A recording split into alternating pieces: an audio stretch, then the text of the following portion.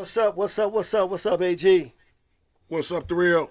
Man, listen, I want to say that this is going to be a special episode today simply because, man, I love the episodes that we do where we get, man, back in the hood, back in the city, where we get an opportunity, man, just to open the eyes in the world to people that are doing amazing things in their communities. And today, on the Agee and Gates Hoop Dreams podcast, man, we got Jahmal Cole. Listen here, man.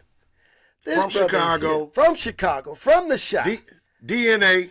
Hey, listen, and you know, he's hanging out on the south side of Chicago, so I ain't gonna hold that against him. He talking to two West Side brothers. We ain't gonna hold that against him. But Shy is all love, all love, all love.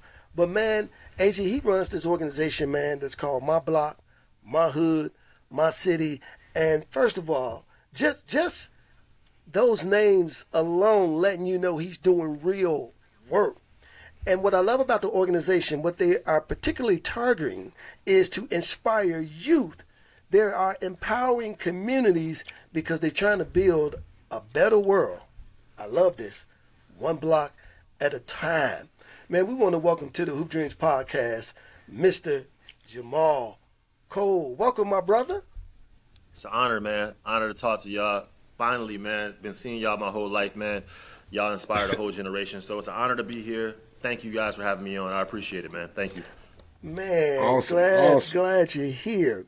Yeah. But before we get into your story, before we get into My Block, My Hood, which I'm loving that shirt, by the way, I even love the background behind you, man. I'm loving it. AG and I, we always ask this question, man, for all of our guests who come on, man. Do you remember watching the movie Hoop Dreams? And if so, man, where were you?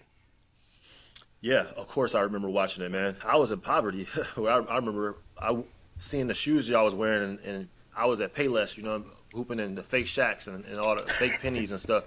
I remember just seeing y'all, and y'all might as well have been Michael Jackson and Michael Jordan to me because I never thought of success as anything else besides going to the league.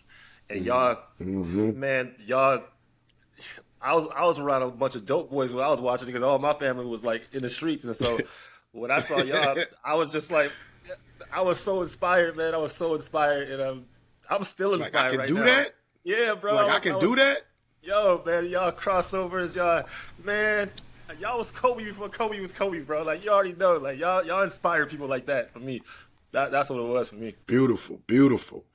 Yeah. Man, so tell us what side of town you grew up on, what school you went to. Yeah, so I'm from North Chicago. I was telling Will a second ago, I'm from North Chicago, man. So it's like, I didn't grow up in Chicago. My mom from the West Side, and she moved me to North Chicago because she wanted a better life for me, and it ended up being North Chicago. And but I went to North Chicago High, and I went to I graduated high school in Kenosha, Wisconsin, and I went to Ruther Central, was an alternative high school. I went to college at Wayne State, Nebraska. I walked onto the basketball team there, and wow. Yeah, man, I did. And but let me take you back though, man. Like my hoop dreams kind of started when I was living in a motel, a crack hotel. My dad called it Motel Hell, and it was in Kenosha. Wow. It was on 52nd Street, and you know, fiends would knock on our door at night, and I remember like you know, after basketball practice, I'll tell my friends, my dad gonna pick me up at the corner, so just drop me off at the store because I was so embarrassed to say I lived in a hotel, and I was eating at the shelter across the street. And my dad would say, hold your head up high when you get the food. Don't be embarrassed to get the food at the shelter. And I was just so, man, I grew up in high school so embarrassed of, you know, thrift store shopping and you name it, man, you name it. So I used to tell myself I was going to be like, I never played AAU. I couldn't even afford the YMCA, man. I ain't had no money. So I played outdoors basketball all the time. Outdoor basketball all the time, bro. And And my dad, you know, he was on drugs, but he always told me I was going to go to the league. Like, man, you going to the league, you're going to go to the league. So I slept with my basketball. Ain't have no left hand, but I had a good crossover, and I could dunk. And, man, I don't want to talk y'all to death, man, but I just say, like, you know, high school for me was like I used to break into houses just to eat cereal or break into house. Like the first time I ever ate lasagna was when I broke into a house. You know, I broke in and I was like, oh, this is what it tastes like to be rich. You know, we used to break into houses for cereal or fruit or just not even on no money, just like food, you know. And so that's how I grew up. And you know, luckily, man, I got to an alternative high school where I had a Mexican basketball coach named Coach Jimenez, and he put me on the basketball team. And you know, and since then, man, I've been hooping. So, you know, Jahmal, you know, we was talking earlier before the show started. I'm familiar with the Kenosha, North Chicago area. As a matter of fact, man, I had a lot of family that lived in North Chicago, Zion, Illinois. Yeah. How was it growing up there, man? Because a lot of people are kind of sleep on the danger of North Chicago, even though it's a military kind of atmosphere, but but you don't see the benefits of what the military is doing.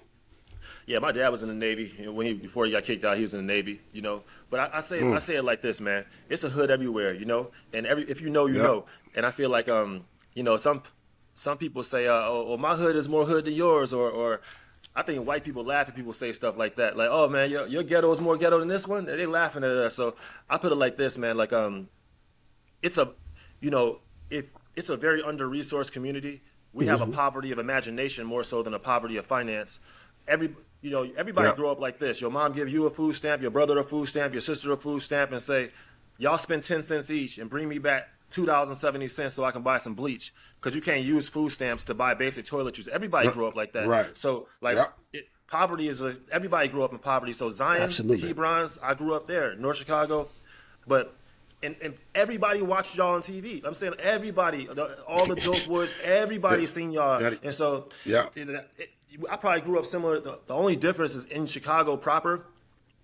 If you can make it in Chicago, you can make it anywhere, because there's 1,000 more police officers. There's 1,000 more gangs. There's 1,000 more. It's just like North Chicago is a lot smaller, but it's the same poverty of imagination, I would say, bro. Yeah. The other thing I want to ask you about that, hold on, Agee. The other thing I want to ask you about that too, though, is, man, but North Chicago was tough. But I told you this earlier, man, I used to go from Kenosha there to get my hair cut. Now, they got this barber shop there, man. Agee, I'd never seen anything like it. As a matter of fact, I wish they put them everywhere, because when you walk into the barber shop, you might know who it is, Jahmal, but when you walked in, they had like 3 different sections.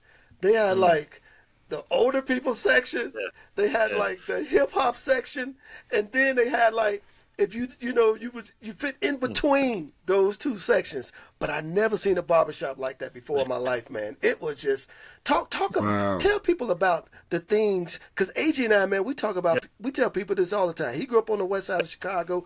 I grew up in Cabrini Green, and we always telling people, man, Cabrini Green was more than just good times. That we literally had some good times there. Tell people about the positive things, though, that you appreciated growing up, that made you who you are today. Yes, sir. My mom was a Jehovah's Witness, so she would take me to church 3 times a week. You know, I went to church all the time, man.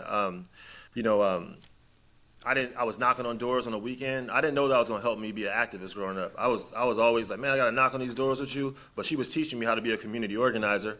You know, my mother would she gave me a faith-based conscience. She taught me how to give presentations and not look at my notes when I'm giving speeches. My mom probably at church right now, man. So what I think about North Chicago, Waukegan, and Zion, the good times was I had my family, man. We didn't have no money, but we had 21 cousins, and we lived really close to each other.